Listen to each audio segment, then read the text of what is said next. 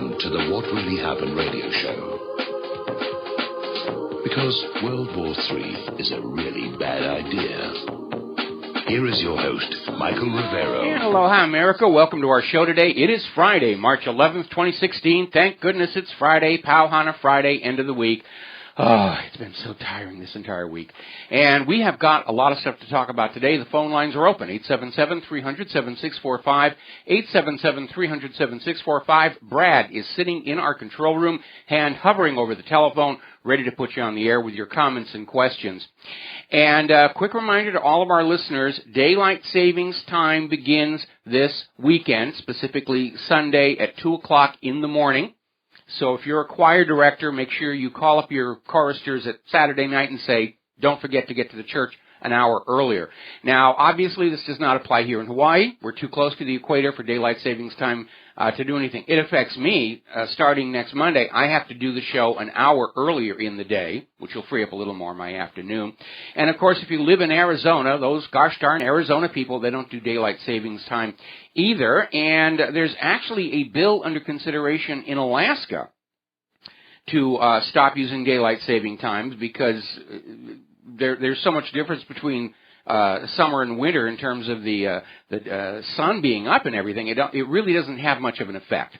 So there it is. They're chopping off one end of a rope and tying it onto the other in the hope that it's going to be longer.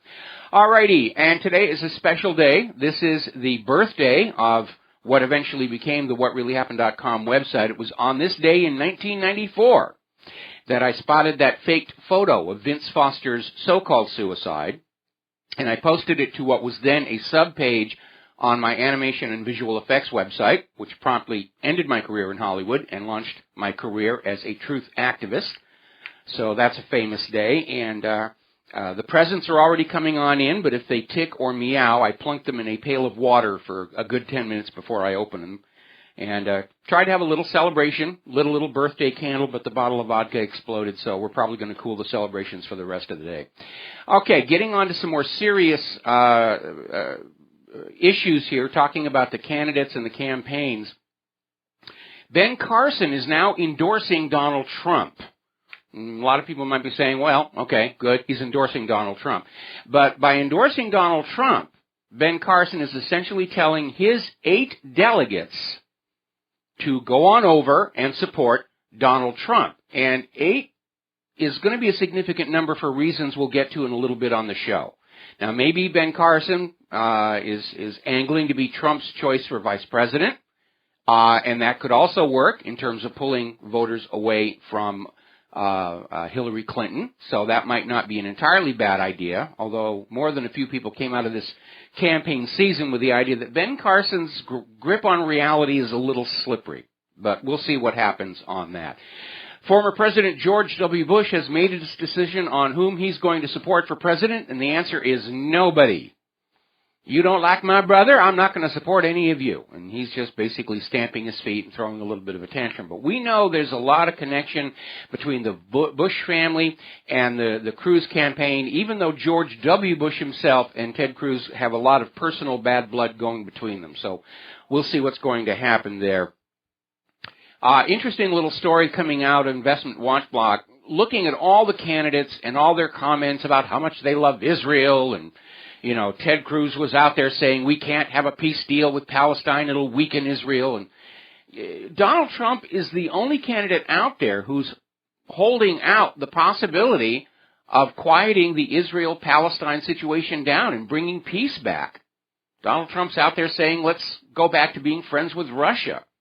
He's definitely an anti-war candidate. And if you are as sick and tired of war as I am, you know, Trump is the only choice you've got to get into the White House. Because all the other candidates, they're ready to invade Iran, they're ready to invade whoever. They love blood and gore. Not Al Gore, the other Gore. And we know why. It's driven by economics. It's driven by the money junkies, the defense contractors, and the war hawks who think war is really great as long as somebody else pays for it and some other people's children have to die in it. Now, there's a very bizarre piece of propaganda that's making the rounds, especially on the We Hate Donald Trump network, formerly Fox News, where they're out there criticizing Donald Trump for all the violence happening at his rallies. And apparently they had another ruckus up in Ohio where he's going around visiting crowds ahead of that primary. But in every one of these cases, the violence is triggered by people coming in from outside, and they will cause a ruckus, and it will require the security guards to eject them. And they're trying to blame Donald Trump for having these incidents of violence at his rallies.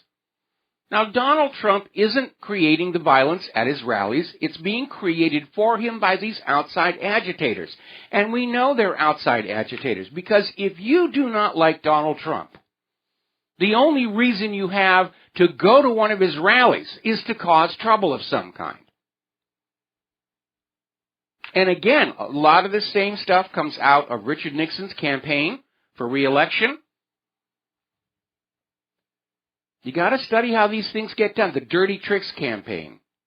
Donald Segretti had a term for it, which unfortunately I'm not allowed to say on the radio. But you'll find out about it if you watch the movie All the President's Men or read the book. The book is better. The movie's very good, though. All right, now here's why that 8 delegates from Ben Carson is going to be important. According to current polls and predictions, Donald Trump is going to arrive at the Republican National Convention just 74 delegates short of the required 1,237 needed to lock in the nomination and prevent a brokered convention. That's why, 8 is a significant portion of that 74.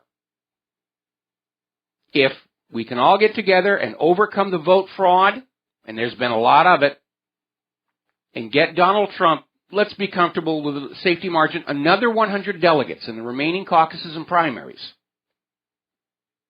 That will GOP-proof the convention. Now then, up in Pennsylvania, report of more people deserting the Democratic Party and re-registering as Republicans and saying they're doing it so that they can vote for Trump. 46,000 in this case, according to Pennsylvania Live. He is a phenomenon. Good, bad, or indifferent, he's a phenomenon. He's a reactionary president, let's be honest. If the U.S. government had been doing the proper job for the American people, maintaining our nation's infrastructure, taking care of the American people instead of worrying about the Israelis, not conducting all these wars and terror campaigns all over the globe, not violating the Bill of Rights left and right, Donald Trump would be a joke. But right now, what's going on is the American people are fed up with politics as usual, business as usual, war as usual, torture as usual. They're looking for a peaceful way out of this mess, and that's Donald Trump. And Donald Trump is weathering the storm. Charles Krauthammer was out there talking about the last GOP debate, saying that was the last moment to slow Trump down, and it didn't happen. Trump's opponents are out of bullets. They can't find anything to bring him down. They're trying to insult his wife for being a model. They're trying to tarnish him with his father being arrested at a KKK riot, which we don't know whether he was with the KKK or not. And that happened years before Trump was even born. If they're going to those extremes, they can't find anything. They're just trying to use innuendo and rumors and, he's the reincarnation of Hitler, and when his fans wave at him, it's really a Nazi salute, and his Trump's rallies are the Nuremberg rallies. And all of it's ridiculous, and none of it's getting any traction. And over in New Yorker, they've got a very interesting article saying the Never Trump movement gives up. That's good and it's bad, and I'll explain why when we come back. And aloha, America. Welcome back to the show. And we're talking about this article that came out of the New Yorker basically declaring that the dump Trump movement by the GOP is apparently surrendering to the inevitable. And they're talking about how just before the debate in Miami, the chairman of the Republican National Committee appeared on stage and assured the audience the Republican Party is going to support the nominee, whoever that is, 100%. That's sending a very clear message. That's pulling away from this, well, we're going to break off and form our own independent party and go for it. And apparently the attacks on Donald Trump pulled back to the point where even Donald Trump was saying, I can't believe how civil this is all being. So the party, at least on the face of it, is attempting to build bridges back with Donald Trump, because he is the only GOP candidate who is capable of defeating Hillary in November. Now, that, of course, does not mean that's the end of the opposition to Donald Trump. It's just going to go from the overt to the covert. And when this was all ramping up a while back, I said they're going to try and give Donald Trump the Ron Paul treatment to get him out of the race. That has now apparently failed. And that leaves the Robert Kennedy approach. And I'm still very, very concerned somebody's going to be thinking about it. And we know that the Hillary clique has a motive, because if Donald Trump, let me rephrase that please, when Donald Trump becomes president, he will not be telling the Attorney General not to investigate Hillary for espionage. Now, Loretta Lynch is already out there making excuses and saying the Department of Justice is under no legal obligation to bring charges against Hillary Clinton, even if that's what the FBI recommends. But you see, that's not the same thing as a courtroom acquittal where the double jeopardy wouldn't apply. Those charges are still going to be out there, and the statute of limitations is years and years. Donald Trump could go into the Oval Office next year and tell his Attorney General, you look at those charges the FBI was recommending against Hillary Clinton and you go after her. So we're not out of the woods on this one. Now, there's an interesting development over in the case of Jerry Del Lemus, who was arrested for having a tenuous connection to the Bundy Ranch, Nevada Bureau of Land Management standoff. And the judge is denying bail for Jerry, claiming that Jerry's actions out at the Bundy Ranch prove he's a danger to the community. Now, Jerry was out there as an observer. He didn't do anything at all. But Jerry also happens to be a campaign co-chair for the Donald Trump campaign. So this is a political hatchet job to take away from Donald Trump, one of his key organizers and fundraisers. Politics gets really, really dirty on the election year. Interesting little article coming on out from Zero Hedge. Why do the Trump haters really hate Donald Trump? It's not the hair. It's not the bad manners. Actually, he's not that bad-mannered. He's brusque. And he says what's on his mind, which irritates politically correct people. Basically, it's saying that the people who are in power right now, the money junkies, the war hawks, they don't want things to change one little tiny bit. They love the way the country is running right now because it's running for their benefit. Doesn't matter if you're going hungry or you're losing your home or losing your job or anything. You don't matter.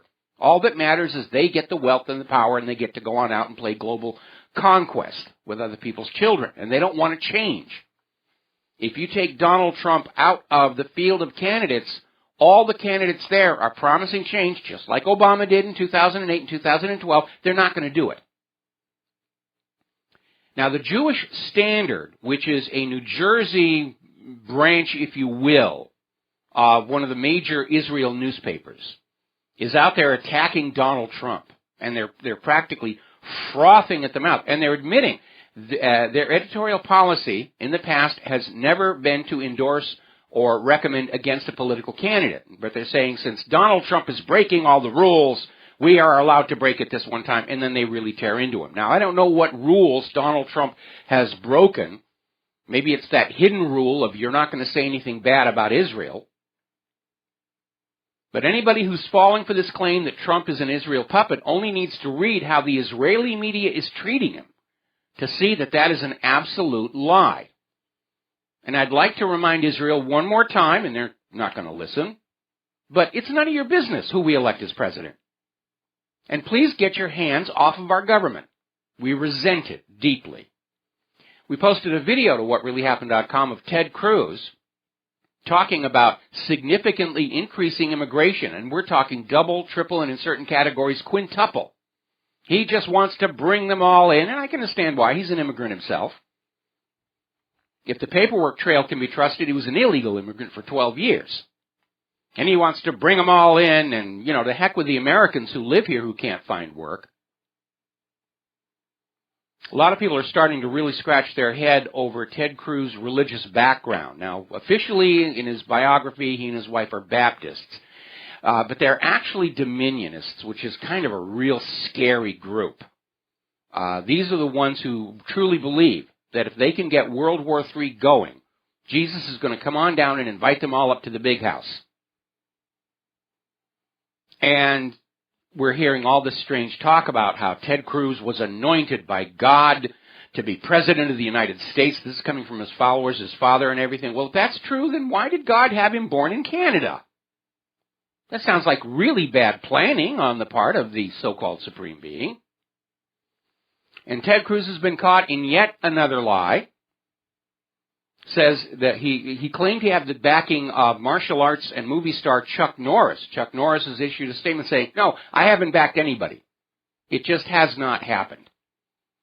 I'm waiting to see Chuck give Ted Cruz a roundhouse kick for that little malefactor. But here we have it. Cruz is another one of these liars. He gets what he wants by lying. And if you call him on it, he looks at you askance. Like, how dare you point out my lies here? Now, the president, Obama, was up in Canada meeting with Trudeau and making a speech and cracking jokes about where else could a boy born in Calgary run for president of the United States. And everybody's chuckling and everything. Personally, I think it's about as tasteless a joke as Bush showing slides of him looking around the Oval Office and saying, nope, can't find Saddam's nuclear weapons there. Yuck, yuck, yuck, yuck, yuck, yuck, yuck. It is tasteless. And they do know that Cruz can't actually serve as president under the Constitution. They don't care. They want the Constitution to go away. They look at anybody who supports the Constitution and tries to hold the government to it as being mentally ill. What's wrong with you people? Expect us to play by the rules. We'll be back after these words. Aloha, America. Welcome back to the show here. And before we get to the news here, we're going to go ahead and take a phone call from Scott in Texas. Aloha, Scott. Welcome back to the show. What's on your mind? Well, I usually try to be pretty quick. I got quite a bit I'd like to try to jam in here real quick. Well, jam away. Pedal to the metal, good buddy. Yes, sir. All right. Well, first off, let's just we'll address John Barbados real quick. Yes. As far as people being mad about John, look, I can't be mad at him because if people won't even stand up and defend their own rights in just the stupid like traffic laws and take corrupt judges and try to indict them and actually make a better place in their own place, how can you expect to start indicting people like Hillary Clinton? We're not even standing up for our own rights just in here. I mean, just the conviction rate will show it and prove it. Now, the reason I bring this up, the cop that smashed my window, I just indicted him this week, Mm-hmm. And so I'm doing stuff that, the actual foreman of the grand jury admitted he'd never seen anybody come in there and do that in the whole 30 years he's been working there. What does that tell you? That people aren't even doing what they could do if they knew what to do. Now, to kind of address what I want to call you about, is a caller called in a couple of days ago talking about me indicting that judge. Well, he was talking about Rule of Law Radio. I'm actually the call screener for Rule of Law Radio for Eddie Craig on Monday night. Okay. Now, once everybody kind of starts learning how the code works, that's really good. Now, my mentor is Randy Kelton, and he comes on Friday nights on Rule of Law Radio. Once you know about all the code and stuff, then you graduate to Randy Kelton, and he's the one that starts telling everybody and showing you how to put motions together and putting indictment, criminal charges against people so you're actually defending your rights. And I talked to him last night, and I said, I would like for him to come on your show, and vice versa. You go on his show, and he's all up for it. I have his personal phone number. I talk to him daily. If you're interested, I would like to get you two guys together. Well, that'd be fine. I'd rather do it over email because I've got a very busy schedule, and if I'm doing this by email, then I get to sort of respond to things when they come on in. And, here in Hawaii, if you're, talking on your phone while you're driving, it's a $300 ticket. But yeah, let's hook that all up. Now, before I let you go, I got a huge amount of email about John from Barbados. Overwhelmingly, people support his point of view. Yes, he's angry with the United States of America, and he's got reason to be. And there was a small amount of email from people saying, "Oh no, you can't hate America. We're good and we're great and everything." And reading them, I was reminded of a phenomenon that we've all seen, tragically, when there's a couple where there's domestic abuse going on an ongoing basis, and the abused partner makes excuses and justifications, and they're not being brutal. I did something to deserve it. An even more extreme case is when you're seeing children who are being physically abused by their parents or guardians or caretakers on a regular basis. And they're always saying, well, I must have done something wrong, so it's really okay. And we're seeing, unfortunately, a lot of that kind of avoidance behavior in the American people. But it's a shrinking segment of the population. Somebody said it's called protective stupidity. I think there are other names for it as well. But it is time for Americans to stand up and confront the reality of what the federal government has become. And over the last 22 years, I've had to go through this experience and realize that the reality of the government is completely different from what we were told in the state-controlled schools and TV and movies and the rest of it. It is very, very different. We are the most lied to people on the face of planet Earth. We are as clueless about the true nature of our rulers as the medieval peasants were, about the rulers who ruled them in the name of divine right, and I speak for the gods, and so forth. And but we're seeing a change and a transition. People are willing to stand up and take a calm, objective look at their government. They're feeling the pain of the government in their wallet, and they're seeing the government with its hand out for even more. And even worse, they're seeing the government start to gaze avariciously at their children and size them up for military uniforms and weapons. And people are getting upset. And there's a process when you're growing up where you have to literally divorce your parents. And that's the moment where you stop seeing them as your parents and you see them as other people.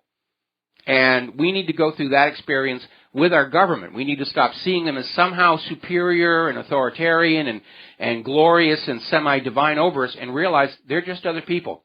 And they had advantages, and they were willing to do whatever it took to grab onto power and wealth, but they're not special, superior people.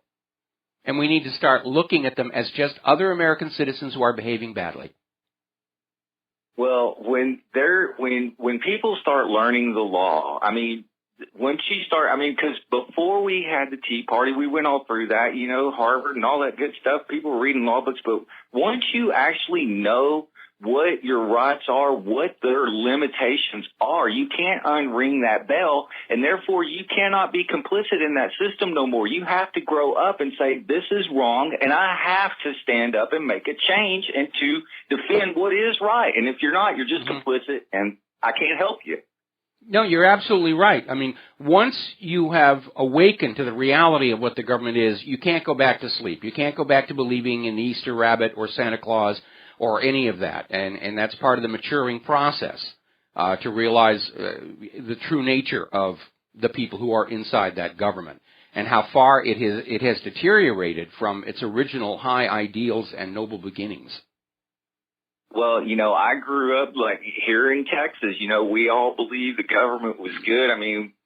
When I graduated high school in 1985, it's like, I'm thinking the government's pretty dadgum corrupt, but you just go to work and you get a girlfriend, you get married, have kids, and you just you're just marching through life, just trying to trudge on through. And then when reality finally hits and it all comes crashing down and you finally all see it and you wake up and you get on and you start searching for the information. That's a lot of people's problem. You have to search for the information. It won't come to you. Get out there and search for it, because once you find it, it'll make you hungry. And when you get hungry, you're going to get mad. And once you get mad, you're going to do something. Oh, you're absolutely right about that.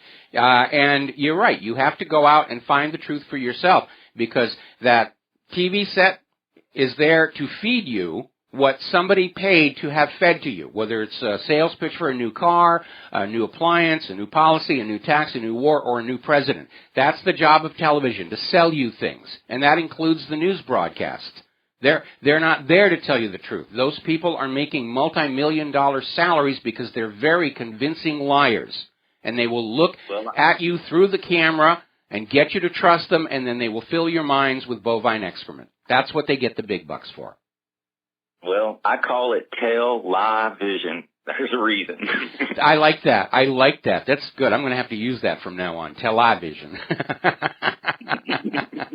All right. Well, listen, we're coming up on a commercial break, so I'm going to have to let you go. But thank you very much for the phone call, and good luck with your indictment. And, do hook me up with this gentleman that you know on the Friday night show, and we'll swap interviews, okay? I'll email you today. All right. Thank you very much. We're going to let you go. All right. We're seeing a report coming on out of The Guardian on how Hillary Clinton is going to start running into trouble because now the primaries and caucuses are moving into the Rust Belt states. These are areas that have really felt a lot of pain from the manufacturing decline. And these people are all aware that Hillary is fully on board with the Trans-Pacific Partnership and the Transatlantic Trade and Investment Partnership, and she's fully on board with offshoring, and we'll let other people do the manufacturing. And these people have felt the pain. They have paid for that policy. And so Clinton may really start running into trouble there. Bernie Sanders could actually conceivably pull ahead of her. We got to take a break for commercials, and we'll be right back.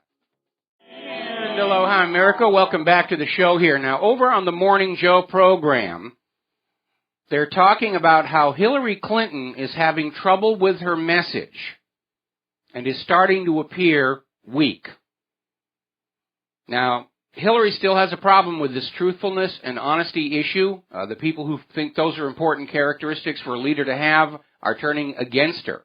The reason Hillary's having trouble with her message is it doesn't have any focus to it. She's basically going into a room, they've told her what these people are interested in, and she panders to that. And then she goes to another room, and the message shifts and changes.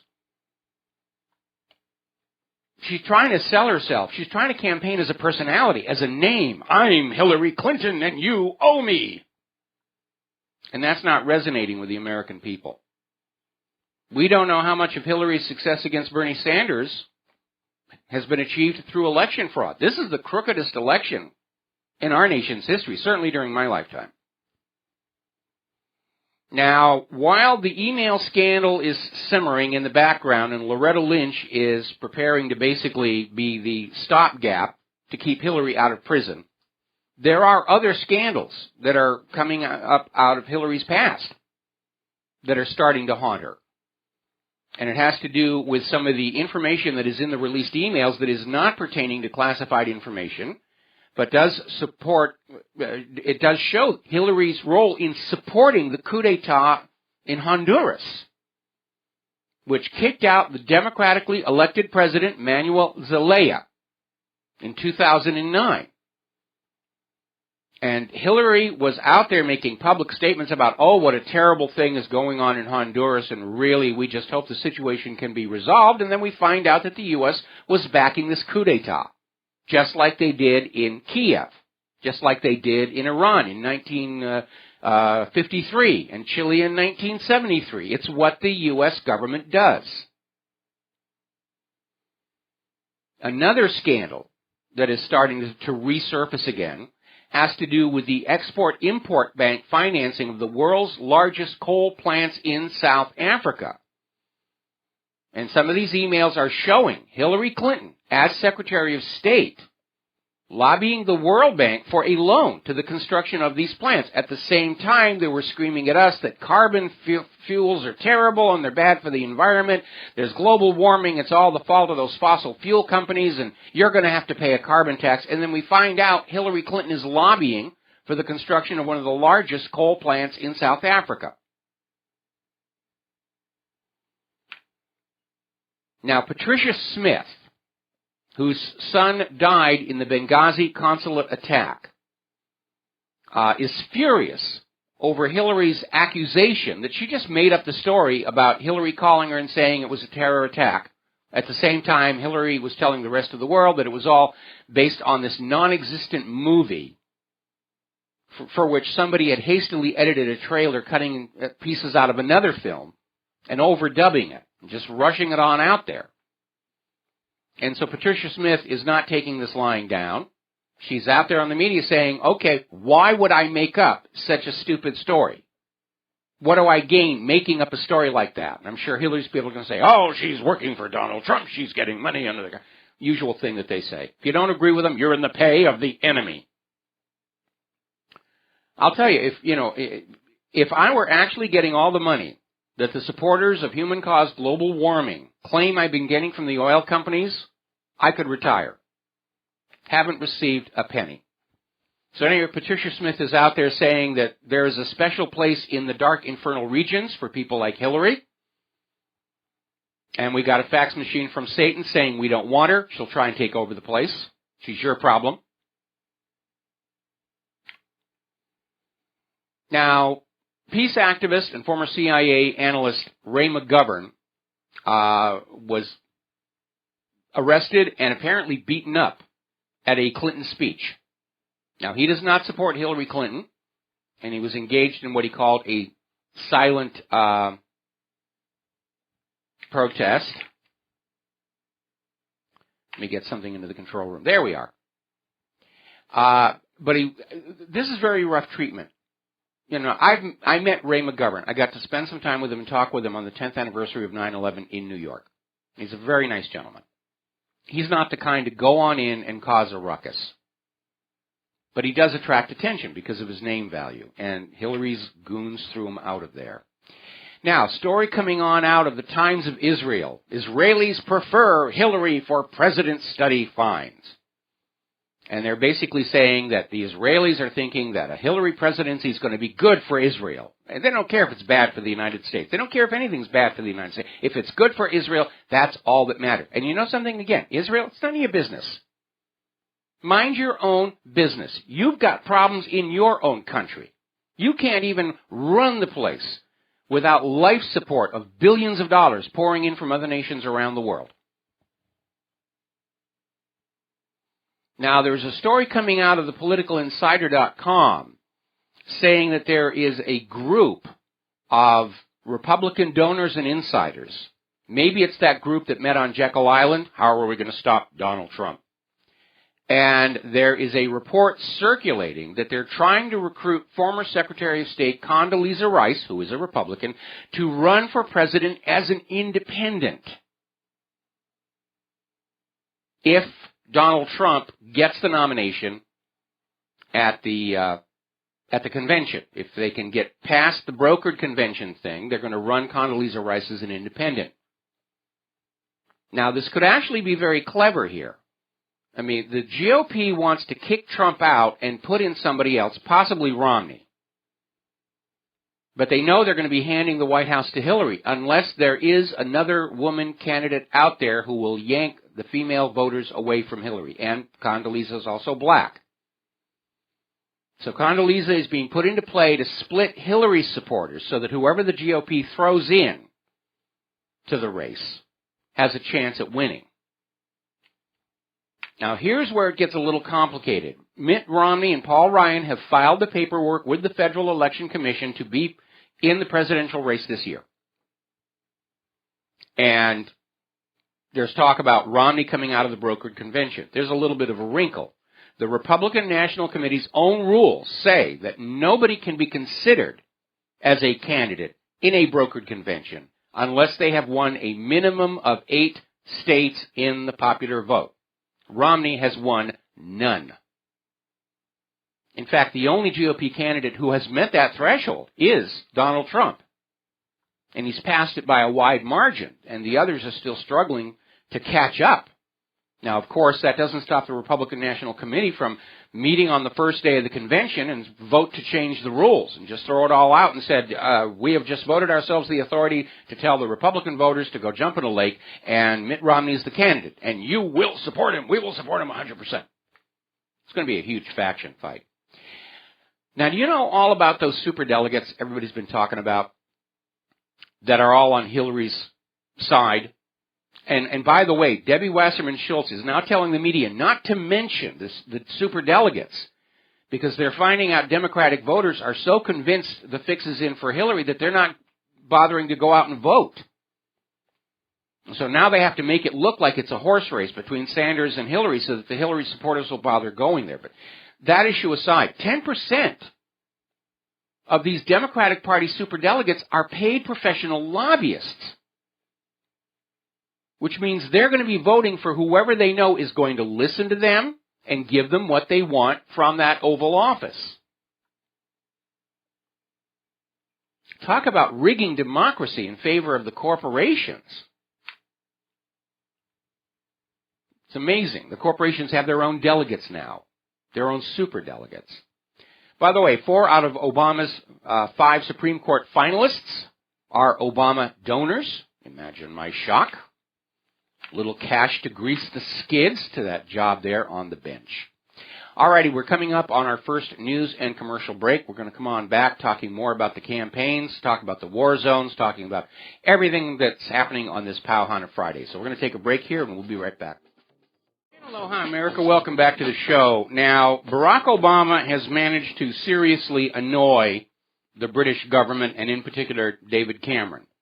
And it all came out in an interview that he gave to Jeffrey Goldberg for an Atlantic article, and basically blamed the Libyan war on Great Britain and France. He says the only European leader he likes is Merkel. And Great Britain is very angry because we all know Libya is all from the United States. They've been trying for close to 5 years to get Bashar al-Assad out of there and impose a puppet ruler. Libya was on that list that General Wesley Clark revealed about all the countries that were going to be invaded one after the other and bring the world back to the warm embrace of the petrodollar. Great Britain went along as an ally of the United States, so did France, but it wasn't their idea. And they are absolutely incensed that as Libya deteriorates even further, and now they're talking about having to go in with another overt invasion because Saudi Arabia has not been able to pacify the place. And Obama's polishing his legacy. Oh, well, Libya, well, that was all Britain. I had nothing to do with that. Look at all those emails coming out of the State Department about Libya and what they were doing in there and the smuggling of Libyan weapons to terrorists in Syria. It's amazing. Now, Turkey is approving billions of dollars in new defense projects, mostly about reviving their own domestic military production capabilities. Because when the war actually starts, one of the first things that will come under attack are those lines of communication. The supply lines, moving things from one place to another. And because of the push toward globalism, those supply lines, those lines of communication, are stretched around the globe. And they're very open and they're very vulnerable. And that's one of the major reasons why I think a new war for the United States at this time is very inadvisable. We don't have much left in the way of domestic manufacturing. The weapons our defense contractors are producing are overpriced junk. We don't have the money, the material, the manpower, the manufacturing, the moral authority to win a prolonged conventional war against Russia and or China. And on the day when our leadership realizes they're losing the conventional war, that is when they're going to uncork that nuclear arsenal, and that's going to be a bad day for anybody not wearing 2 million sunblock. Now, Iran is still in the crosshairs. They're trying to figure out some way they can get into Iran despite the P5+1, and Iran is complying with it. Israel's screaming, nuke 'em, nuke 'em, nuke 'em.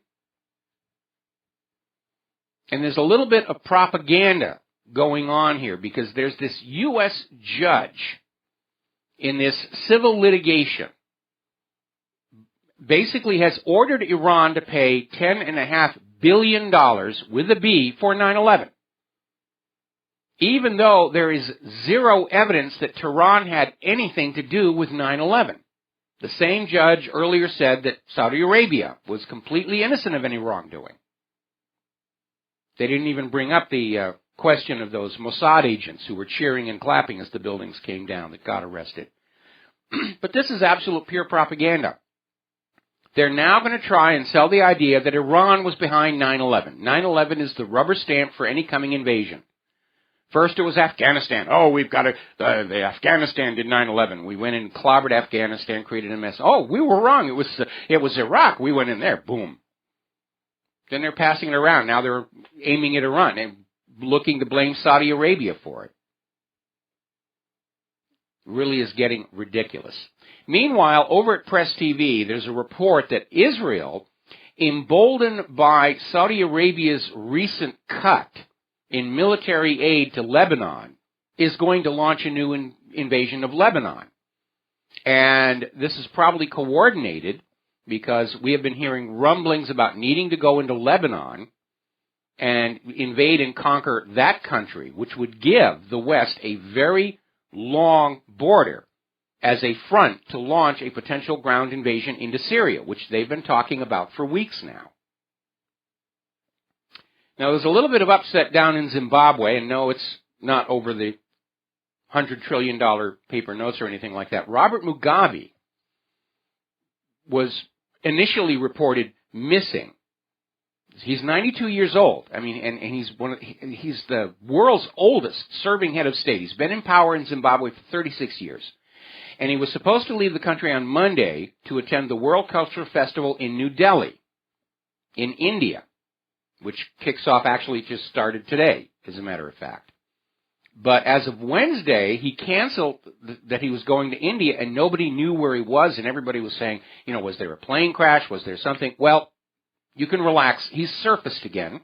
Courtesy of Flight Tracker, it turns out he's down in Singapore. And he's probably there because Singapore is where he goes to receive medical treatment for his ongoing cancers and cataracts at the state-of-the-art Gleneagles Hospital.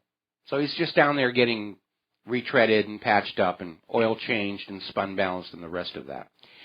Now, Ron Paul, this is coming out of PatriotRising.com. Ron Paul has come out with a very important statement where he's saying the coming collapse of the U.S. empire will set the stage for a freedom revolution.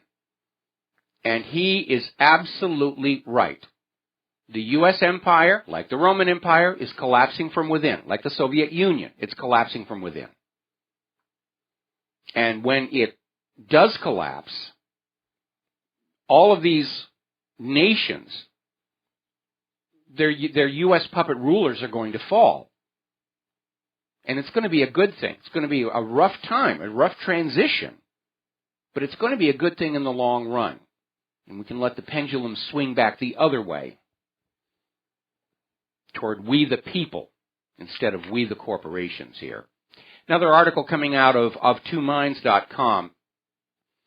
And they're calling attention to all the media punditry saying that the corrupt, cronyist Republican Party is imploding from within, which it is, and saying, hey, you got to pay attention because the corrupt, cronyist Democratic Party is also imploding too. We're seeing how that's working with all this gamesmanship with the superdelegates. Both of the party leaderships are alienating their own voters and supporters with this attitude of give us your money and your votes and support and sit down and shut up and we'll tell you who the candidates are going to be. We'll tell you who the rulers are going to be. You're not allowed to have any part of the process anymore. And that would be a good thing. This country was never supposed to have just two political parties. The establishment of a two-party system was just a cost-saving mechanism for corporations, so that going into an election, they only had to donate to two candidates to bypass the will of the people instead of 5 or 6. Now, the European Central Bank has cut interest rates to 0. They're literally offering banks free money to try and revive the European economy. The European stock market initially went up a little bit, then it went way back down. And it's looking like Draghi's latest attempt to reverse the decline has failed. Venezuela is literally clinging at the edge of default. Saudi Arabia is looking for a $6 to $8 billion bank loan to keep their government going, to keep their public finances afloat. This is the first time Saudi Arabia has had to borrow money in a huge amount of time. And it's because of that misguided oil price war against Russia, backflashing on the West and on Saudi Arabia. They keep making these foreign policy decisions that are all wishful thinking and best case guessing. And there's no careful analysis of how it could go wrong and what damage it might cause. You know, darn the worst case scenario, full speed ahead into disaster. Got to take a break for commercials. Aloha, America. Welcome back to the show. And we're talking about the economy. And there's a very interesting article over at shtfplan.com. And they're taking President Obama to task for the comment he made recently that anybody who doubts the economy is in recovery is peddling fiction. Actually, I think the best fiction writers in the entire country are all working inside that beltway. We know the unemployment numbers are a joke. I think the claim that they're making record high tax collections is also suspect. They have to make that statement so that the creditors of the United States are going to be willing to go on loaning them money. They can't very well say, oh, my goodness, there's a tax revolt going on. Nobody, you know. But listen to all those radio commercials for tax resolution services. There's something funny going on with those numbers. But Obama's out there saying anybody who thinks the economy's in trouble is peddling fiction. So let us turn our attention to Walmart, the big box store, and it's made its billions serving low to middle income Americans. And right now it is struggling. That's why they were fighting so hard against raising salaries for their workers. That's why they've closed several stores, because their core customer base is now too broke to shop. They are laying off workers and closing stores. And they're not the only retailer doing that.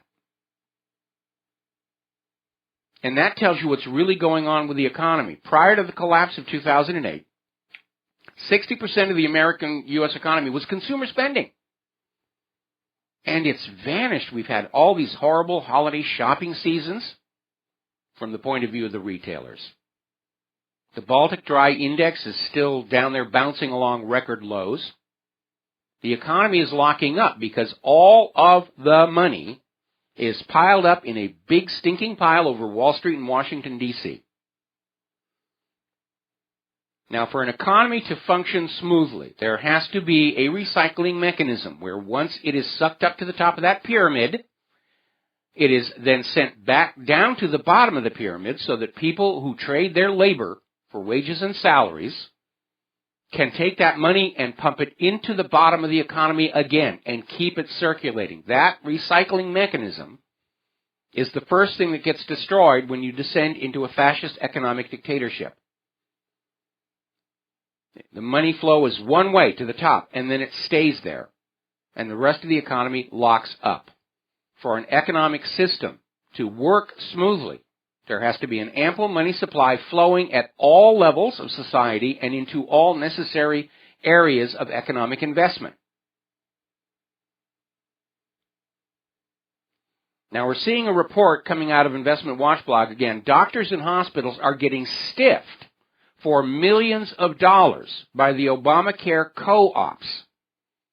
Now, so far, roughly half of the Obamacare health insurance co-ops established at a cost of $2.5 billion in 2012 have failed, and more are on the edge of collapse.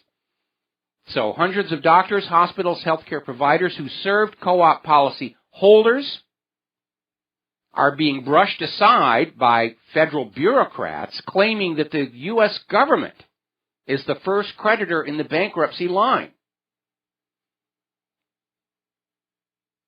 Now, you know what's going to happen. The doctors and the hospitals and the healthcare professionals, in order to cover that lost revenue, are going to have to raise prices for everybody else. The failed Obamacare co-ops are still $1.2 billion in arrears on their loans.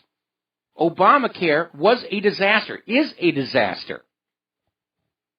But you better get your Obamacare-compliant insurance policy, or the IRS is coming after you for penalties. That's the depths of fascism we have sunk to. You will buy a policy from a company that might not be there next month, or we will penalize you. That's where we are. San Francisco is considering a state of emergency over the homelessness problem they have. They're following similar moves by Los Angeles, Portland, and Seattle, as the West Coast apparently has a higher per capita problem with homelessness than the national average. I got to tell you, it's pretty bad here in Hawaii, too. And I don't know what declaring a state of emergency is going to do. Give them press coverage, a chance to make a speech. What are they going to do? Have the Army come on in and, drop white phosphorus and sarin gas on the homeless? Make them go away? I don't know. Now, we were talking about the Wounded Warrior Project, and it has been hit with a major scandal, as it's turned out, and we've all seen the commercials, and it's a noble thing. We got to take care of the veterans. The U.S. government isn't. The Veterans Affairs is a joke. They're neglecting these wounded, crippled veterans in the hope that they're just going to die and cease being a burden on the strained finances of the U.S. government.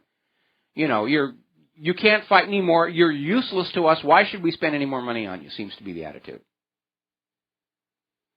So there's the Wounded Warrior Project, and a lot of people donated to it in the awareness that something has to be done to take care of our injured and crippled, permanently disabled veterans.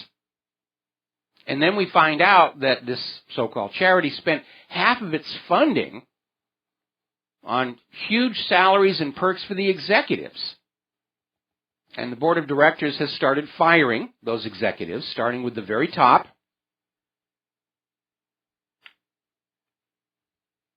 Got to be very careful of some of these organized charities. All too often they turn out to be taking advantage of a situation. They play you for sympathy, they get your money, and then they go on up. Like that one, the private cancer charities, they weren't even organized as nonprofits, and they just did TV commercials. We're doing cancer research, and they had 5 or 6 names. They made themselves millions of dollars. If you have an urge to be charitable, and I know that most of you do, you're going to be far more effective getting involved in your local community. Get involved in a food bank, food program, cakey food basket, whatever you want to call it. Get on out there and do it. First of all, 100% of the money that you donate is going to go to solving the problem.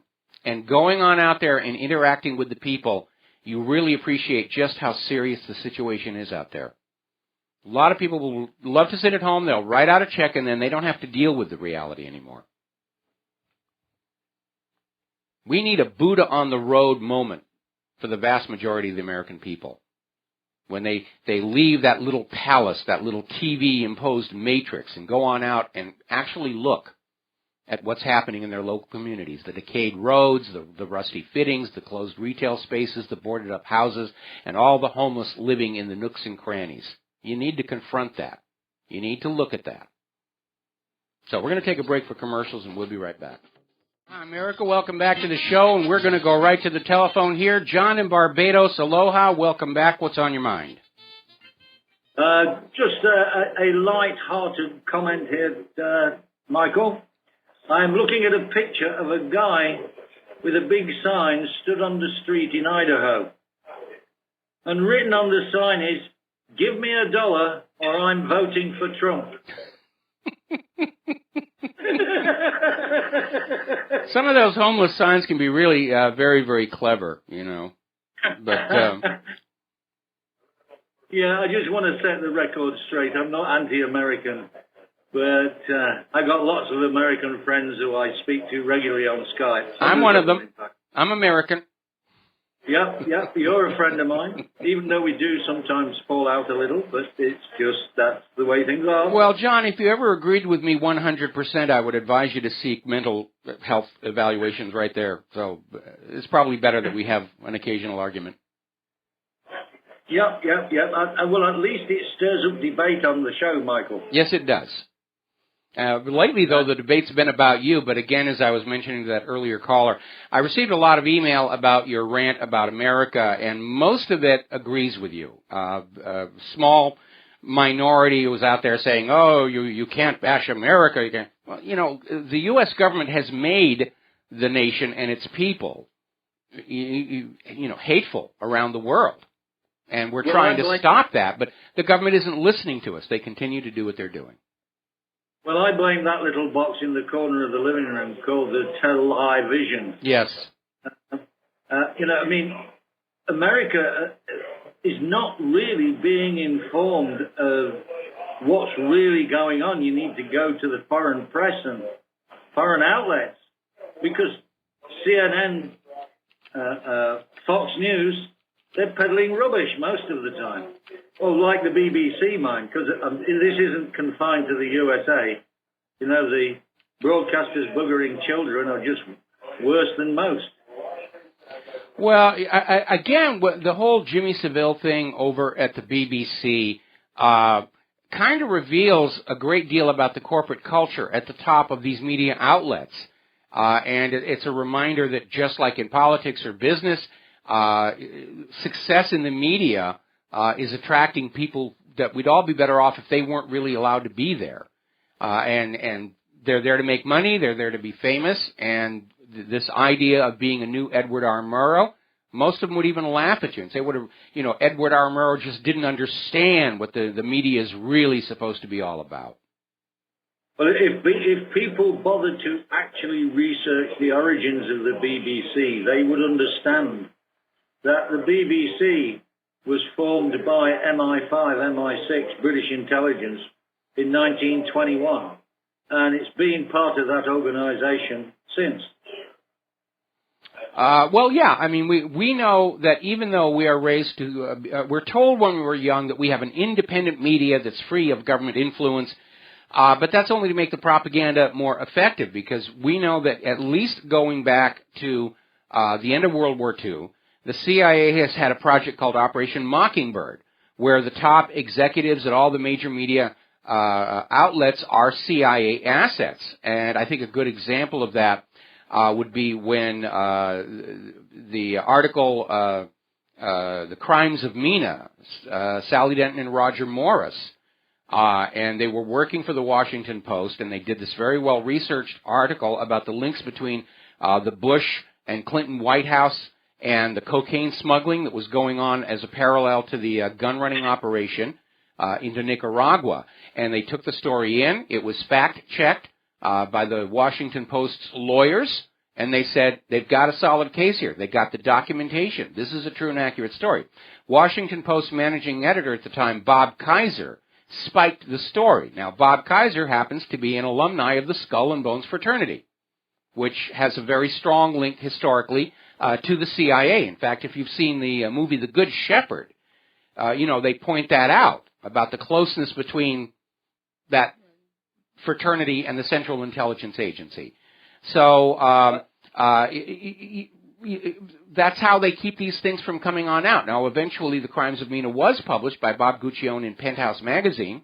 See, we are actually reading the articles, ladies. We actually do read those articles in there. Claire's laughing in the other room. I mean, there was a great film, The Constant Gardener, I think, that showed all the underhanded tricks. Yeah, but that's coming out of the pharmaceutical industries, and in this case, what we're dealing with here is illegal pharmaceuticals and the links to the government. Now, there's another book, Clinton Bush and the CIA, Compromised. Clinton Bush and the CIA. It's written by a guy named Terry Reed, who was actually one of the pilots involved in this supply chain of guns down, drugs coming back through Bill Clinton's Arkansas. And it's a very thick, large book. It's now very hard to find. Gee, I wonder why. But that's another good read. But I find it very difficult to talk to some people, Mike, because people don't read these books. They don't, how many people have written Mein Kampf, read Mein Kampf, for example? Well, or the other large books. How can they discuss a project, a problem, unless they've got the information? And that seems well, to see, be... that's the big lie of TV news. They're selling you the lie that you have all the information you need to make a good choice. And it's a lie because what they've fed you is only those bits of information that are going to lead you of your own free will to the conclusion that the government propagandists have engineered for you to come to. That's the big lie there. And like that earlier caller said, you have to go out and hunt it down. Nobody is going to bring you the truth. Their profitability rests on bringing you lies, frauds, and deception. Human-caused global warming, vaccines are safe, GMOs are good for you, and so forth and so on. If you want to find out what's really going on, you have to become your own best analyst, and you have to take responsibility for going on out and hunting down the real facts of the information. And I'll tell you something. It's actually, in the long run, much more stimulating and entertaining than just sitting and watching endless reruns of TV shows. The guy that was on earlier talking about the law and how to use things and how to file motions is absolutely correct. I'll send you information on how I helped a guy get off an eviction from his apartment in Columbus, Ohio, and by simply filing the right paperwork, notarized, of course, asking for an ex parte judgment, filing it all with the court, and eventually he didn't even get a call to the court. He just got a message back that the case had been settled, and actually the judge awarded all the costs to the owner of the property and his attorney, so they had to cover all the costs and expenses. Well, you know, let me. We've only got a minute left here. Let me put something out there. As you know, there are all these poorly calibrated red light cameras, radar cameras that are just churning out tickets. If more people would go to traffic court to challenge them and say, you know, did the police actually correctly calibrate the radar gun this morning? The profit margin from this pillaging of the population would vanish, and they'd stop these abuses. They do it only because people are willing to go along with it. And there was a huge scandal where this entire police department hadn't been calibrating their radar guns at the beginning of shift every morning like they were supposed to, and they were way out of calibration. They were reporting people as driving 10, 15 miles an hour faster than they really were. So we have to stand up and fight for our rights, not just as a nation, but as individual people, and just say, I'm going to take action to protect myself from this predatory government. Anyway, John, got to let you go. We got to take a break for commercials, and we'll be right back. Aloha, America. Welcome back to the show here, and we're coming up on the top of the hour, and the lovely Lady Claire joining us for hour number 3 here. Now, the Robert Lavoie Finicum case is making headlines, at least in the independent media. And, well, it should. Somebody took the aerial helicopter footage released by the FBI to show what a bad person Finicum was, and they synced it up with the cell phone videos being taken by the people in the cars, which gives us a soundtrack, which has established beyond all shadow of a doubt that Finicum, with his hands in the air, was shot in the back 3 times by a rifleman. And the official autopsy report confirms that. And this kind of brutality and inappropriate violence, of course, is very angering to the American people. I don't know what they were thinking. Maybe the attitude is if we just gun down enough Americans in cold blood, they'll shut up and do as they're told. But it's having the opposite reaction. And now the government is going through the motions of investigating these FBI agents to see if they did something wrong, and based on how the official investigations into Ruby Ridge and Waco turned out, you know, the FBI agents will be exonerated, and they'll say Finicum deserved it. He had a microscopic nuclear bomb in his pocket that's not visible in the videos, but the FBI knew it was there, blah, blah, blah, blah, blah, blah, blah, blah. Now, the issue of the FBI is that they did not report all the shots that were fired, which they're required to do. It's a major infraction of the rules, for which they will get a wrist slap. But the government understands that the people aren't buying the official story, so they're going to have to go through the dog and pony show to reassure us that, yes, we're going to do an investigation, and yes, we will make sure that justice is done. This in the same week, of course, that Attorney General Loretta Lynch is out there saying that, you know, Hillary's possibly having been selling top secrets to other governments doesn't rise to the level of prosecutability, but we're going to sue those global warming deniers until they cry. It's weird. Now, the lawyer for Ammon Bundy is out there saying that this new evidence about what happened to Finicum is making him rethink all the conspiracy theories he had heard about what happened at the Bundy Ranch, and he'd just written them off because, poor, naive, innocent child, he still thinks the government is trustworthy and the corporate media is honest and accurate and truthful. And now because of what happened to Finicum, he's starting to think that maybe there was a little bit more to those accusations of wrongdoing by the Bureau of Land Management and the FBI than he'd been thinking. So he's reevaluating that. Maybe he can mount now a better defense for the Bundys or apply for a new trial. Now, over in New York, the New York Police Department, they've got a really vile reputation. I remember that shootout at the Empire State Building. 9 bystanders shot, all of them by the New York Police Department. Well, the New York police decided that they were going to do a dynamic entry, no-knock raid on a suspected drug house. And so they kicked down the door, and they found a guy huddled over pots and pans on his stove, and they tasered and arrested him. It then came out they had the wrong address. The guy is an 86-year-old man, and he was cooking soup. And nobody stopped to actually look at what was on the top of the stove to see whether or not it was meth that was cooking up. Look at those noodles. He put noodles in there just to conceal it. It's a disguise. It's a clever cover-up. And I hope the guy sues. And you know something? All these lawsuits by all the American people against the police are not going to have any effect until the police officers are personally held financially liable for their actions. The way it's handled now, it's completely unjust. The police of a town make a mistake, and the taxpayers pick up the tab. Where's the justice in that? That's what happened down in that town in Georgia, where they finally got a huge lawsuit settlement for the police flinging a flashbang grenade into a baby's crib and permanently disfiguring the kid's life. The cops aren't going to pay for that. The police department isn't going to pay for that. The taxpayers are going to pay for it.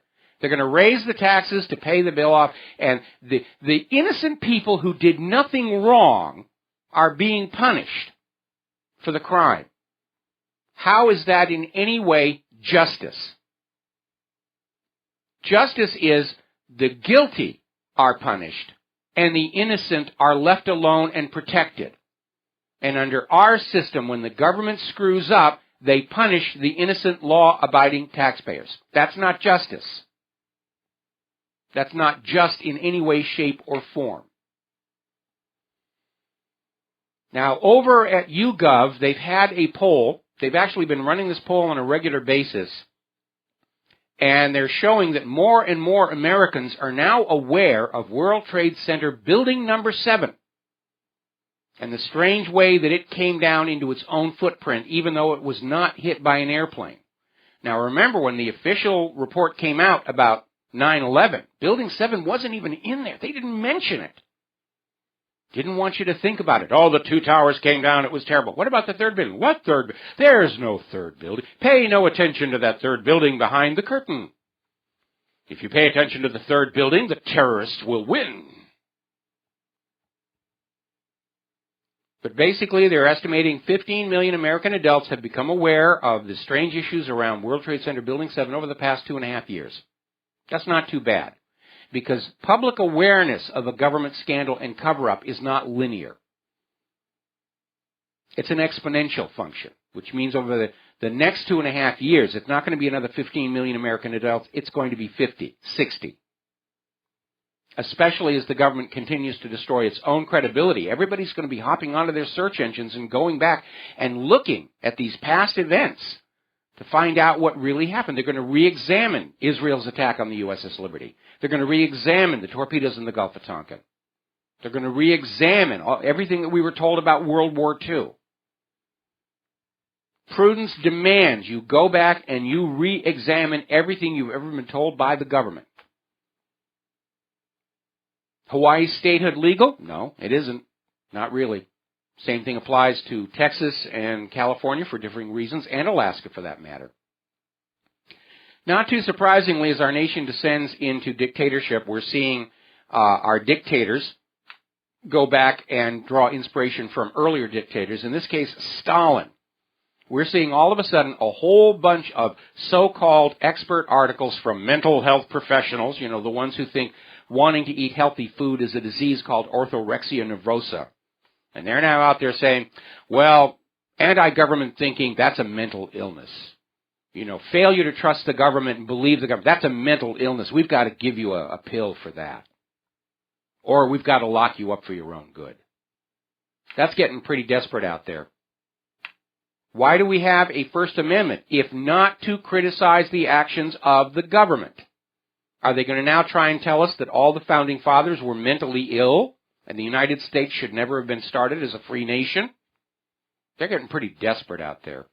Speaking of cover-ups and going back and digging things out, remember when Michael Chertoff retired from head of the TSA and he'd left a whole list of things the government had to buy to protect our airports, and then he started a company, the Chertoff Group, that makes its money selling the government all the things Chertoff told the government they had to buy. Rubber gloves, chemical swabs, and especially the body scanners. And people have been very concerned about these scanners. The government has constantly been saying that they are safe. Now, the Electronic Privacy Information Center has obtained documents that prove the Department of Homeland Security knew there is a cancer risk in these scanners and lied to the public to cover it up. Remember when Janet Napolitano refused to demonstrate the safety of the scanners by going through one? Big embarrassment.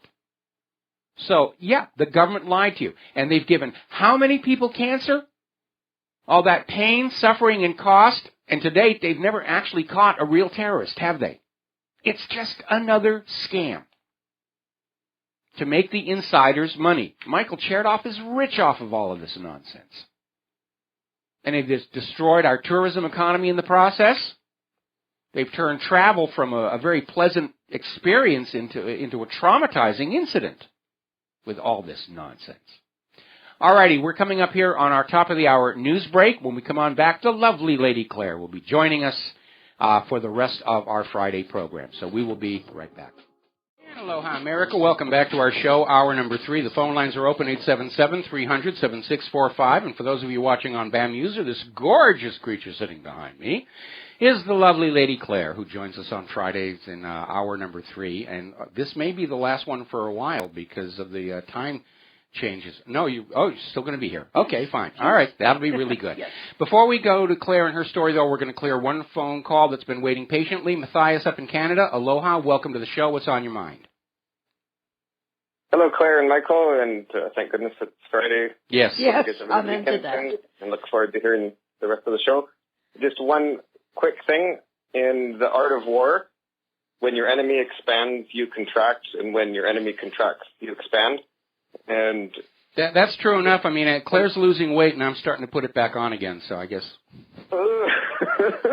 Okay, I'm going to pull Claire's microphone down because she's dealing with some...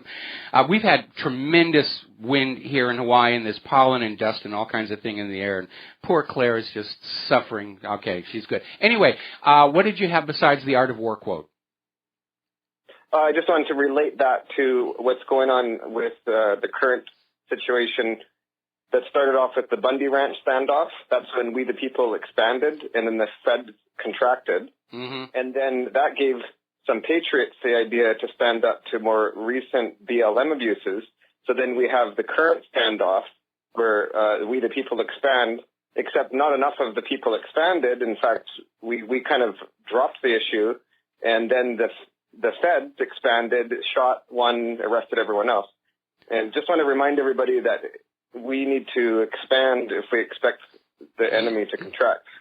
Well, that is certainly true, and we're already seeing more of these ranchers who are being victimized by the Bureau of Land Management coming out with videos and documenting what's going on, and we need to keep this before the public eye because everything the Bureau of Land Management is doing is unconstitutional and illegal. The Constitution made it very clear. The federal government only owns and controls the land underneath federal buildings and federal infrastructure like harbors, airports, and military bases. They're not allowed to just go on out and commandeer huge swaths of the public land, which belong to the public, Okay, but they've been doing it ever since Nixon ended gold convertibility because they need to grab that land and exert ownership over it in order to pledge it as collateral on more government borrowing. And so far, the government has grabbed about 25% of all of our public lands and locked them away from we, the public, under various programs like heritage rivers and wetlands and wilderness zones and roadless areas. It has nothing to do with the environment and everything to do with having that land and the mineral resources on it pledged as collateral for more out-of-control government borrowing. And they're literally selling the country out from underneath our feet. And it does have to stop at some point. I think what was done in Oregon was done deliberately to send a message. You don't stand up to the government stealing your land, or we're just going to come on over and kill you very publicly, because that seems to be what's going on in Oregon. Just like in Waco, they went in and made an example of those people for daring to defy federal authority. And that's how tyrants and dictators are always going to act. But they did not make an example of us at the Bundy Ranch because enough of us expanded. They weren't expecting that many people to show up. And I think that's why they went into Oregon in force. However many people showed up, the government was going to put an end to this situation right then and there and teach you that when the Bureau of Land Management wants to steal your ranch, you just shut up and accept it for the greater good, or whatever other excuse that they're using. Anyway, thank you very much for the phone call. I'll make room for the lovely Lady Claire, and have a great weekend. Bye-bye. All right, thanks an awful lot, and I'm going to turn the Lady Claire's microphone back on up. And what is the first thing that you wanted to talk about? Well, this is a very difficult and troubling article, but one that I think our readers and listeners need to know about. It is courtesy of RussiaToday.com, RT.com. Apparently, Turkey has been committing genocide in a town called Cizre. And there have been harrowing accounts of an alleged massacre of Kurdish citizens in the southeastern Turkish town of Cizre. And they have been collected and documented by RT's William Whiteman, who traveled to the area following reports of a brutal military crackdown on the population. And there were reports of Turkish troops slaughtering hundreds of civilians trapped in the basements, which is located in Turkey's Sirnak province. And the allegations surfaced originally in February. Some 150 people were allegedly burned to death in one of them. And this particular claim was made by Turkish MP Feleknas Uka from the pro-Kurdish People's Democratic Party, who spoke to the Sputnik agencies. These and other trapped people were reportedly denied food, medical supplies, etc., but up until now, they have not been able to be corroborated, but Whiteman's work did that. Well, we know that when Turkey, goes into the Kurdish areas, genocide is their normal rule. And, apparently women and children were also killed. And yet this guy is NATO's and the U.S. government's good friend, the completely genocidal megalomaniac Recep Erdogan. Well, he may be a thug, but he's our thug. Yeah. And look at Qatar and how they're abusing their people. Yeah. We're supposed to be all on board an invasion of Syria because Assad is gassing his own people, which turned out to be a lie. Yeah. But there are all these other tyrants around the planet that are just inflicting cruel hardship on their own people. Yeah. Not all that much different from the hardship being inflicted on the American people by the federal government. Yeah. But as long as they serve the U.S. government's interests, the media won't report it. Yeah. Nothing will be done about it. The issue of human rights and suffering is only used when it's going to aim us at a designated target for invasion. Right. But I do want to thank RT for having had the collective male attributes to publish Whiteman's work and photos, because the world needs to see just what Erdogan is willing to do to his own people when he feels he has the legal authority to assassinate them. It's pretty awful. Well, even if he doesn't have the legal authority. And don't forget, Obama arrogated to himself the authority to murder American citizens. Right. With drone strikes in foreign countries. And what happened up in Oregon? Yep. I mean, Finicum had his hands up. You can see it in the video. And he was shot 3 times in the back with a rifle. And the autopsy confirms it. That's not law enforcement. That's an assassination. Absolutely, absolutely. I'd like to bop on over to another article from RT.com, and I didn't realize how bad the numbers were in terms of the U.S. economy. Sweetheart, did you know that U.S. trade deals have cost America $5 million manufacturing jobs since 2000, 5 million? I've been aware that it was a tremendous problem, and as Hillary goes into the Rust Belt states, that's going to come back to haunt her, because it's those former manufacturing centers in the United States. They all know that Hillary's on board with globalism and the Trans-Pacific Partnership, and Michigan, I think, was the first warning shot that people whose lives depended on manufacturing products for sale are definitely not going to be part of Hillary's harem. Right. And there was an interview with Paul Scott of the Alliance for American Manufacturing. And when he was interviewed, and Russia Today said, why is the president so adamant when he knows that most of his party doesn't like this, and even Donald Trump is against it? And the answer here is a place the interviewee just didn't want to go. The reason for the degree of urgency that Obama exhibits in trying to get this legislation passed before he leaves office at the command of his multinational masters is to deliver this before he leaves. I'm sure this is what he promised them when they funded his 2 campaigns, and that is what he's sworn to deliver. Well, I think the rush is on to deliver this because, in point of fact, with the exception of Hillary, the other candidates vying to be president are not supportive of this deal. No. And they're definitely opposed to it. Okay, we got to take a break for commercials, and we'll be right back. And aloha, welcome back to our show here. And what is your next topic? Well, I'd like to go back into the area of Central Asia. Yes. And Washington wants to pour millions of your tax dollars into this country. The great game for dominance over Central Asia that started almost 200 years ago was far from being over. And American author Jonathan Marshall notes this time Washington is maneuvering to beef up its military presence on Russia's underbelly. So last month, the Pentagon announced plans for $50 million in new military aid to Central Asia with a focus on Tajikistan to allegedly counter the Taliban, ISIL, and other regionally based terrorist groups, and to promote stability. In other words, they want to take over Tajikistan as part of this effort to garrison off Russia and cut it off from the Middle East, and I don't think it's going to work.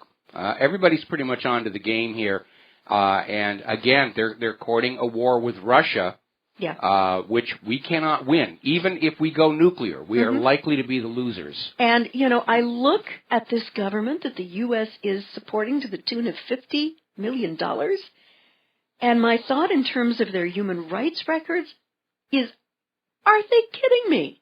And as reported on 17 February of this year at humanrightswatch.org, the Tajik government is arresting, imprisoning, and torturing members of the country's peaceful political opposition. The government is also targeting perceived critics abroad, seeking their detention and extradition back to Tajikistan, and has forcibly disappeared critics abroad, only to have them reappear in Tajik custody. Their deteriorating human rights situation worsened dramatically in the last year with the forced closure of Tajikistan's leading opposition party, the Islamic Renaissance Party of Tajikistan. Well, you need to understand, when you have a foreign policy that is dedicated to war and conquest, they have no use for any leader in any country who's worried about human rights or peace or anything like that. The U.S. is going to find and support tyrants who are willing to push the war agenda and crush down their own people to end all opposition to that agenda. Again, from the point of view of Washington, D.C., this is a necessary world war, and without it, the U.S. cannot survive. And it all goes back to the fact that this coming world war is all about the U.S. paper dollar versus the world's other currencies, primarily the ruble and the yuan, to try and force the world back to the Bretton Woods Agreement, even as the world continues to drop use of the U.S. dollar. They're in a panic. Also, if they don't continue the war agenda, they're looking at war crimes trials. They're out there still absolutely believing that they're going to win these wars, even though they're already bogged down and it's already turning into a disaster. And they're starting to act like the captain of the Titanic, or the first officer. The captain was actually asleep. The first officer's on the bridge, and the lookout says iceberg ahead, and the first officer goes, ramming speed, I'm going to move you. And it's a little disconnect from reality, the situation there. Yeah. But this guy, the president, has a human rights record just to the right of that of Attila the Hun. And these are our good friends in Central Asia. We're going to get hate mail from Attila the Hun now. Yes, I know. I'd like to kind of move on here to North Korea. Apparently, Pyongyang has ordered more nuclear tests. Pyongyang claims to have miniaturized nuclear warhead capabilities, placing the world in North Korea's crosshairs. But security analysts remain skeptical on how far the Kim regime has actually come. Amid rising tensions on the Korean peninsula, North Korean leader Kim Jong-un ordered a fresh spate of nuclear tests, the country's state media said today. The tests come days after South Korean and U.S. forces began large-scale joint exercises simulating a full invasion of the country, which Pyongyang swiftly denounced. And for North Korea, if I understand this correctly, and Mike, please help me with this, the problem has been targeting, hasn't it? Well, the problem has been targeting and the unreliability of their missiles. Looking at some pictures I've seen of their rockets, it strikes me that their length versus breadth is a problem. They're a little flimsy, and they need to be looking at that. But there's another factor we need to look at here, okay? How did North Korea suddenly become a nuclear power? And we need to go back and remember that the first North Korean nuclear test, there were spy aircraft overhead, and they grabbed samples of the radioactive debris, and they found out that it matched the isotopic signature of weapons tests that were being done by South Africa and Israel, leading up to the Vela incident. Now, the problem is that we have this nuclear non-proliferation treaty, which is supposed to control the flow of nuclear weapons around the world. But Israel refuses to sign it. Israel still officially refuses to admit they have nuclear weapons. Yet we know from the collapse of the former apartheid government of South Africa, Israel not only has nuclear weapons, they have been trying to sell them to other countries. Okay? So we don't know. It could very well be that North Korea just bought a bunch of nuclear weapons from Israel. And, they're just popping up, which maybe more tests are a good thing. He's going to use up his entire arsenal in underground tests, and we can all go to bed happy tonight. But let me finish this on here. All right. The wild card here is if everybody talks about nuclear disarmament, it's not going to happen until Israel is brought to heel for their nuclear arsenal, and we find out just who they've sold nuclear weapons to. There could be countries all over the world that are now in possession of Israeli-made nuclear weapons nobody knows about. Because remember that scandal where Valerie Plame was outed in an attempt to discredit her husband, who had exposed the claim that Iraq was buying yellow cake uranium as a fraud. Iraq doesn't need to buy yellow cake uranium. They've got plenty within their own border. And in the process, by outing Valerie Plame as a CIA agent, they exposed and destroyed the company she worked for, which was a CIA front that was tracking third world nuclear weapons. And so the U.S. actually lost its capability to find out who does and does not have nuclear weapons. And that's a very dangerous situation, especially when you have Israel proven to be out there selling nuclear weapons to other countries. Right. And I do have a word for Kim Jong-un. The joint U.S.-South Korean exercises, which include a mock invasion of North Korea, were engineered to get you rattled. And the U.S. government is hoping that you will do something extraordinarily stupid as the excuse to start a war against you. Please don't go there. Please don't go there. Unfortunately, the U.S. has analyzed this situation correctly. They keep on rattling their sabers, and Kim Jong-un probably is going to do something very stupid and provocative, and we'll be at war in Korea again. Huzzah, huzzah. History may not repeat, but it certainly rhymes. We'll be right back. And aloha, America. Welcome back to the show. And before we go back to Lady Claire, we're going to take one more phone call for our show today, and that's Kate up in Canada. Aloha. Welcome to the show. What's on your mind? Hi, Mike and Claire. I just wanted to, first of all, wish you guys a happy birthday with your site. Thank you. I saw that online. Okay. And I just wanted to say hi to Claire because I know she's not on very often, and that I admire a lot of what she does as well, because I find, as myself being a woman behind another great man, another truther, you know, behind every brilliant man is an even more brilliant woman, I like to think. Well, she's only behind me because the office is too narrow. Otherwise, I'd have a, you know. Oh, thank you. So what's on your mind turn sideways today? now. So what's on your mind today, Kate? Well, I'm not sure if you had a chance to discuss this at all today or in the last couple of days, but the stabbing spree that happened in Israel a few days ago with the American who died, Taylor Force. Yes. Which I've been looking online a lot, and I just, first of all, his name I thought was a little bit of a almost joke because it reminded me of like Delta Force. Yeah. But it was really interesting for such a young guy. I searched for hours online. I have not been able to find any photos of him anywhere, and there are photos of him that are tagged as Facebook photos and Instagram photos, and I cannot even find him on Facebook or on Instagram anywhere. Well, that's kind of weird because during the commercial break, because Brad had indicated in our phone system that you wanted to talk about him, I did a Google search and I found a whole bunch of information almost immediately. So maybe you just need to change your search booleans and you'll get there. And of course, it's a tragedy. You know, he survived combat in the war zone, and then he gets taken down with the knife. My concern about all these Israeli stabbings is Israel is very concerned about the decline of its image in the world. Israel has just gone to tremendous lengths through the decades to portray itself as a victim and to demonize the Palestinians, so the world will look the other way as Israel steals Palestine from its original inhabitants. We know now that Israel set up the hijacking that led to the raid on Entebbe. We got that from British intelligence. And my concern is that a lot of these stabbings are actually being done by Israeli agents. In order that Israel can say, see, they're stabbing us, and this is why we have to build walls and take away their homes and build Jews-only settlements and roads and everything. Israel survives on the false flag attack, whether it's the USS Liberty, the Lavon affair, the bombing of the King David Hotel. The list is endless. There's a gentleman named Victor Ostrovsky, who's a former Mossad agent. He lives in Arizona now, and he's an artist, I understand. And he wrote a couple of books about it, and the first one is called By Way of Deception, and it's about all the dirty tricks Israel plays to get the world to support them and to feel sorry for them and to send them money.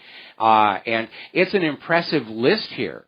The Mossad tricked Ronald Reagan into bombing Libya and trying to target Muammar Gaddafi directly, and they missed and killed his 5-year-old daughter. And this is how Israel operates. And so I'm not willing to accept at face value that these stabbings are all being committed by Palestinians. Especially right now, as the boycott, divestment, sanctions movement gains traction around the world, Israel is desperate to find a way to derail it by selling the message about you shouldn't care about the Palestinians. They're all bad people. I mean, look how angry they are. Well, you know, if you came into somebody's country and just took it over and said that your God says that they're supposed to give you their homes and everything, I mean, you're going to get a little resentment. And so my sympathies are definitely with the Palestinians on this issue.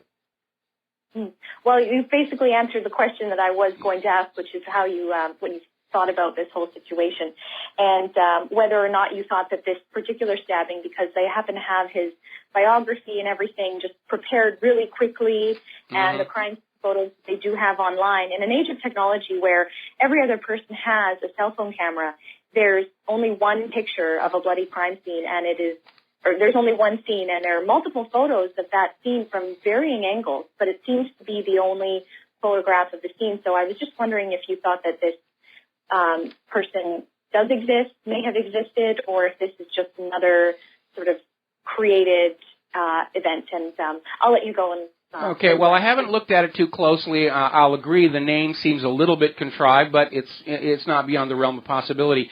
The question really is not who is Taylor Force, but what's the real identity and agenda of these people doing the stabbings? Because they seem to be serving Israel's interest. They're not making Palestine look good. Always get back to the question, who benefits?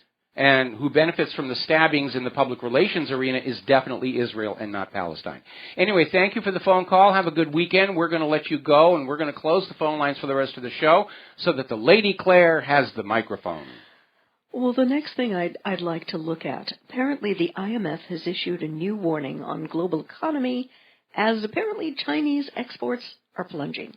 The IMF has warned this week of a further weakening of the global economy following the release of figures showing a significant decline in Chinese and global trade. And in a major speech to the National Association for Business Economics in Washington on Tuesday, the first deputy managing director of the IMF, Dave Lipton, said that it was, quote, disconcerting, and that the rise in, quote, risk aversion was leading to a sharp retrenchment in global capital and trade flows. It really appears that the excrement's about to hit the ventilation system, and it's a question of when, because things are so unstable, Mike. Wouldn't you agree? They are unstable, but then any economy based on private central banking is inherently unstable. There's a serious design flaw in that private central banking that loans the public currency into circulation at interest creates more debt than money with which to pay that debt. It is a naturally unstable system, and it's designed for the instability to drive the real wealth of the nation and its people into the pockets of the private central bankers who acquire all that wealth for little more than ink and paper and numbers in a computer. Right. I'd like to bob on over to Emailgate. And there was a mini bombshell that Loretta Lynch detonated, if you will, verbally on Wednesday. She said that the DOJ is not required to charge Clinton. Attorney General Loretta Lynch indicated Wednesday that the law doesn't require the Justice Department to pursue criminal charges against Hillary Clinton for her use of a private email system, even if the FBI recommends criminal charges. But she's going to go after those global warming deniers and sue them out of existence. And interesting, because it was not a mention, not a peep, with the correspondents and corporate prostitutes out there. She was apparently asked in a hearing by Senate John Cornyn, Republican of Texas, what her department would do if the FBI were to recommend that step. And the question was, if the FBI were to make a referral to the Department of Justice to pursue a case by way of indictment and convene a grand jury for that purpose, the Justice Department is not required by law to do so. Or are they? Are you? Cornyn asked. Lynch didn't answer directly, but seemed to indicate that the department had some wiggle room and can consult with officials before deciding what to do. Well, Mike, in my world, that's it. Clinton is not going to be indicted. That's what I would guess. Well, we've been hearing rumors from multiple sources that Hillary Clinton literally sent out a message that if she's arrested or indicted, or if she's in any way blocked from the White House next year, she's going to blow the whistle on all the cover-ups that the Clintons have been party to for the last 20 years, plus, 22 years, in fact, and bring the whole government down with her. And she does have the information to do it, and I'm sure she's got her dead man switches in very secure locations. But I've been saying all along that despite this theater production of intense investigation into Hillary Clinton's activities, that I was not hopeful anything was going to be done. And I'll explain why when we come back from these words from our commercials. Aloha, America. Welcome back to the show here. We're talking about how Loretta Lynch is already out there sending signals that even if the FBI says that Hillary Clinton committed chargeable offenses, that she, Loretta Lynch, may just say, it's not really worth going after. We have just decided we're not going to prosecute. Under her discretion as Attorney General, which, of course, is going to reflect badly on Barack Obama. He's going to deny having anything to do with it. Oh, that's her job. Well, I have nothing to say about that. But again, I have been dubious about this from the very start, despite the very impressive dog and pony show being put on by the government to get to the bottom of this. I think what's going to happen at the end is they're going to fry a couple of low-level staffers to make it look like they're doing something, and Hillary's going to get a get-out-of-jail-free card yet again. And the reason I said this is because the FBI has been the protectors of the Clintons going all the way back to the murder of White House Deputy Counsel Vincent Foster. And that's just it. I would like to see justice done for all of these. Behind that, though, of course, is the possibility that if Hillary is charged over the mishandling of classified information, it could rip off the lid off of a much larger scandal, which would bring the entire government down. And that's the question I've been asking all these months, which nobody will touch, not even to ridicule it. Was based on the Clintons' Chinagate scandal, where they were selling U.S. high technology to China in exchange for campaign donations for Bill Clinton's re-election campaign, was Hillary Clinton selling America's top secrets using her weak email server with worse security than Ashley Madison to foreign governments and then being paid as donations to her charitable foundation. Now, her foundation is set up so that foreign governments can make direct donations to it. And 44% of the money that has come into the Clinton Foundation came from foreign governments, many of whom got very special, favorable treatment from Hillary Clinton as Secretary of State. Like Saudi Arabia. Like Saudi Arabia. Yes, that great bastion of human rights in the Middle East. And remember, Larry Klayman, who was the founder of Judicial Watch, had a strong RICO case against the Clinton Foundation. Unfortunately, he had the misfortune to be assigned to a judge who was a Clinton appointee, who threw the case out of court. And then at that point, the FBI stepped in and said, we're going to look into the corruption allegations and we'll take the investigation away from you. And that's always the purpose of a high-level government investigation, is to block and head off all the lower-level investigations so they can't go anywhere. That's what the Warren Commission was all about on the JFK assassination, because when John F. Kennedy was assassinated, there was no federal law about the assassination of a president.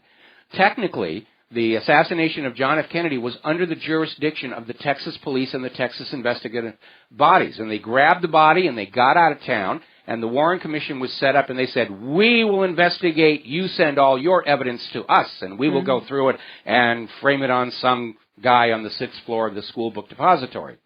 And that's how these things are done. So I'm not surprised by Loretta Lynch's statement. They're attempting to basically break the news to us slowly and gently that once again the Clintons are going to get off scot-free for their horrendous crimes.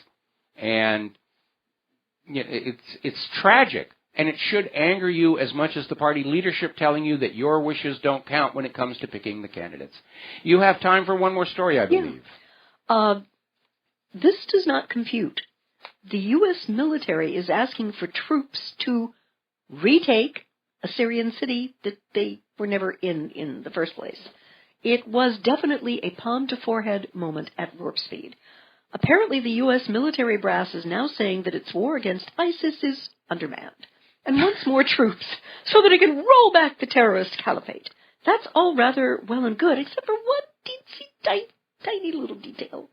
Neither Iraq, and definitely not Syria, actually want those troops. Iraq has just capped U.S. military presence at just under 4,000, albeit it is quietly acquiescing to a larger undisclosed number. Syria, of course, finds itself on the receiving end of a U.S. regime change effort, so isn't permitting any U.S. troops. Not that Washington is asking. Well, the U.S. doesn't need more forces to fight against ISIS because Russia has pretty much crushed ISIS. Yeah. When they retake Aleppo, that's it. The party is over, and it's over and done with. Yeah. What the U.S. is getting ready to do, everybody is marshaling their forces for a brand new outright invasion of Syria. And they're going to stand there with a straight face and say, we're only going after the terrorists while they go on in and steal the government and the nation of Syria from the Syrian people. Because that's what the U.S. government does, whether it's Syria or Yemen or Libya or Iraq or Afghanistan or Honduras or Iran or Chile. This is what the U.S. government has been doing since the end of World War II. Go on in, destabilize a government that wants to work for the people, replace them with a puppet that will plunder the nation and its people for the benefit of American corporations. And this leads to a very important question, Mike, and I'd like your take on it regarding Syria, whose government invited the Russian military in to get all the jihadists. If there are U.S. ground troops sent to Raqqa, Syria, which is sort of allegedly ISIS central, just what is the Russian response going to be? Well, I presume the Russian response is going to be to protect Syrian lives and infrastructure, and the Russians are going to be standing there in front of the U.S. troops and saying, ISIS is over there. This is where you want to go. Yeah. And if the U.S. troops refuse, then things could get interesting. Now, remember, the Iraqi military keeps saying that every time the Americans show up for one of these battles with ISIS, they get in the way. Yeah. They interfere with the Iraqi troops and give the ISIS terrorists an opportunity to escape and withdraw. And everybody understands this is the game being played. Yeah. And with Muqtada al-Sadr, the Shiite cleric, very prominent in Iraq, and I think it was about a week ago he rallied 200,000 followers to protest the Iraqi government's corruption and demanded that the government make good on its promise to do so. So what happens when there are hundreds, if not thousands, of U.S. troops in Mosul allegedly to get ISIS out when the Iraqi government doesn't want them in the first place? And this was the guy who threatened that if the American military didn't leave Iraq precisely when the SOFA agreement was signed with Iraq, that our military would become fair game for the Mahdi army. Mike, what do you think is going to happen there? It could happen. I mean, we're just waiting for the spark. We don't know where it's going to come from or exactly when, but everybody's primed up for this new world war because from the U.S. point of view, that's the only thing that's going to save the dollar. And saving that dollar is their highest priority. They don't care how many of your children have to be killed and crippled to do it. Yep. They must protect that Federal Reserve note from the evil ruble and the evil yuan. Yeah, it's... You know, I look at all this, and I remember that line that those who do not understand the lessons of history are doomed to repeat them. And that appears to be what's going on right now with the U.S. Congress and military and the White House. Well, what's going on here is they're thinking, well, yes, we're doing the same thing, and the last time it ended in disaster, but we can do it differently and better this time because we have, you know, good intentions. It's like they're trying to go back to this program of arming and training the so-called moderate Syrian rebels. It was a disaster the first two times, but hey, let's do it a third time because sooner or later the odds got to fall in our favor. And Mike, isn't that one of the most classical definitions of insanity? Doing something exactly the same way over and over again, and yet expecting a different outcome. Well, that is a classic definition of insanity. And our government is insane. First of all, look at the kind of people who are drawn to positions of that kind of power. They're sociopaths. They're starting out already with serious mental deficiencies. Yeah. And if you look at the quality of thinking that was coming out of the State Department, both while Secretary of State Hillary Clinton was there and her predecessors, let me turn down your mic. Thank you. Here we go.